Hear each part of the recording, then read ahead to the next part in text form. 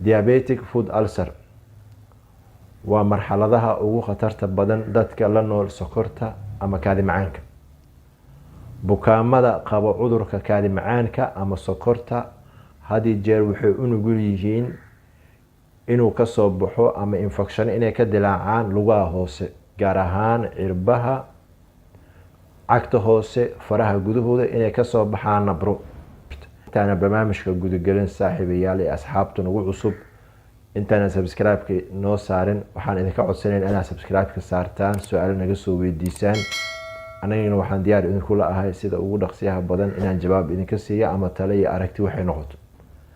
nabarkaas markuu uu ka soo baxo waxay noqon kartaa mid aada u weynaada, caabuq meeshii gaarsiiya ilaa hoos uu saameeyo lugti, taasoo hadduusan daryeel haysanin inay qofka ay macquul tahay in laga gooyo.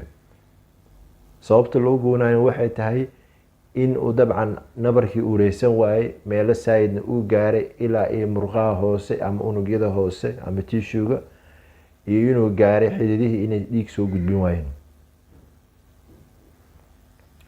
haddaba diabetic foot ulcer siduu ku imaani karaa? diabetic foot ulcer ama nabraha ama nabarka kasoo baxo cagaha hoose ee bukaamada qabo sokorta ama kaadi macaanka, marka hore wuxuu ku imaanaa saameyn ama raadka ay reebtay sokorta. waxyeelada ka dhashatay sokorta ama saameynteeda khataraha ee jirka uu ku reebeyso ayaa waxaa sabab u ah inay ka dhashaan wax walba uu qofku u nugul yahay ay ugu horeeyaan infectionska qeybahooda kala duwan. haddii qofkaas uu gaaro wax yaroo infection ah ama dhaawac yar, wuxuu khatar ugu jiraa in nabarkaas uu sii faafo, uu si sahlana uusan ku reysan. diabetic foot ulcer wuxuu ku dhashaa qofka, sidaan wada garanayno dadka sokorta la nool waxaa aada u jilca ama aada u yaraada awoodahooda jireed, taasoo ay ka timid inay aada u yareeyaan habquuqulkii wareega, xididihii dhiigga soo gudbinaya dhammaan jirka qeybihiisa kala duwanay, inay awoodii xididkaasi ay aada u yaraatay, in xididka uusan sidin dhiig ku filan oo gaarsiin karo murqaha iyo seedaha iyo nerfiyaasha. taasi waxay waxyeeleyn kartaa habshaqeyntii guud ee murqaha iyo seedaha, waxaa ku yaraanaya oxygenka ay u baahnaayeen nutrients. sidoo kale waxaa waxyeeloobaya nerve cellskii, waxaa ku dhacaya wax loo yaqaano neuropathy.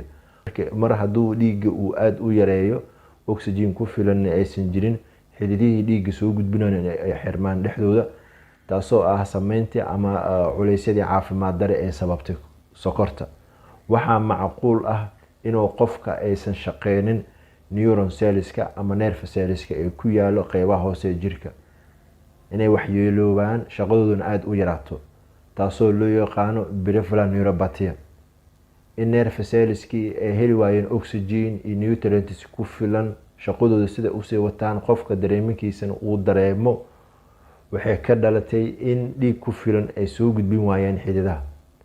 labadaas marxaladood markay isku darsanto, qofku waxaa u saa-idaya inuusan dareeminin wax walboo gaara, in meeshii sensationkeeda uu ka dhumo ama dareenkeedii. lugaha hoose waxaa aada ugu yaraanaya qofka inuu wax ka dareemo, sababtoo ah waxaa aada ugu soo badanaya kabaabiyo iyo hur badan. waxaa cilidoobay xididihii yaryaraay iyo neerfiyaashii. qofka hadday gaaraan in dhaawac yar uu gaaro ama wax yar ay saraan, wuxuu u nugul leeyahay inay meesha dilaacdo, in meesha ay ka dhasho caabuq, caabuqaasna uusan reysanin. waxaa macquul ah in caabuqa uu u gudbay deep muscleska, murqaha hoose, cellska iyo unugyadooda. sidoo kale waxay noqon kartaa meesha in haddii jeer infectionkeeda uu saa-id noqdo, unugyadii meeshana ay dhintaan, waxa loo yaqaano necrotic tissue uu kasoo baxo.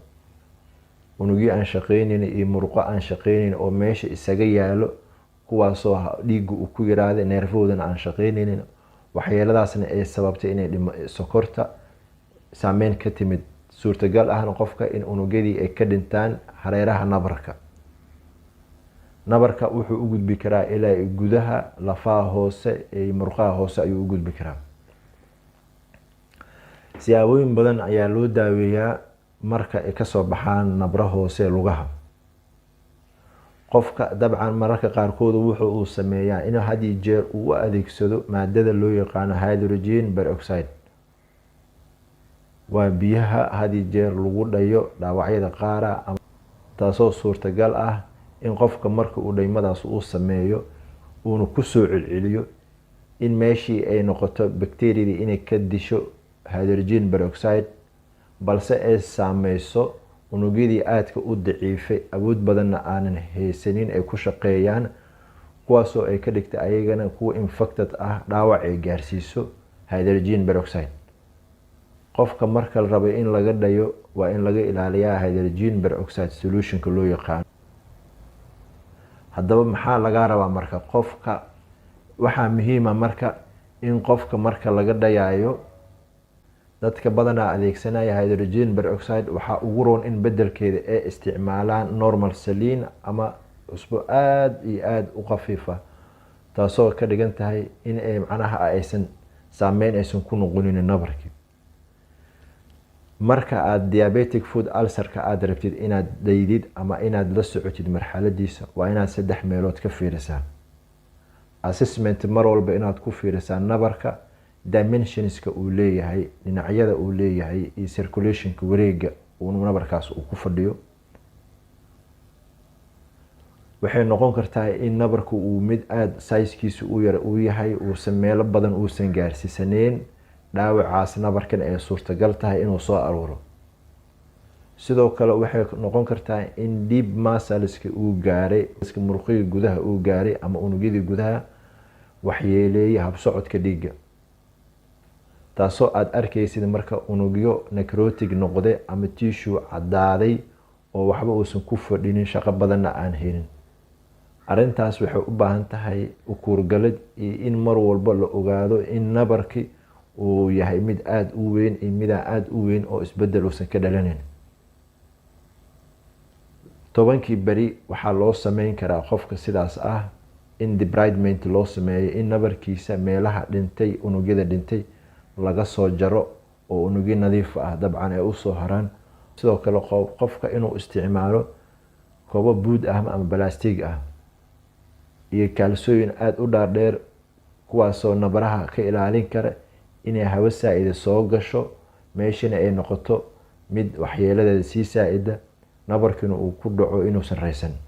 marka labaad qofka waa in loo sameeyaa dual antibiotic. nabarkaas aadka u weynaan kara ama nabarka kasoo baxaybo inuu qofka uu isticmaalaa parenteral, iyo in qofka loo isticmaalo creams badan oo dhanka nabarka la marinayo. dressingka markii loo sameeyo laga dhayo si fiican loo hagaajiyo, waa in loo isticmaalaa creams antibiotic sida kareemka loo yaqaano oo had iyo jeer loo isticmaalo Fusadin. sidoo kale qofka waa muhiim in recoverygiisa la fiiriyaa, inuu qofkan dib usoo hagaagi karo iyo inuusan weli aysan isbedel jirin. qofka dabcan diabetic foot ulcerka qabo waxaa muhiim ah daawooyinkii aad siisay iyo dhaawaci marka laysku fiiriyo inuu dhaawaci aad usoo aruurayo uu reysan karo.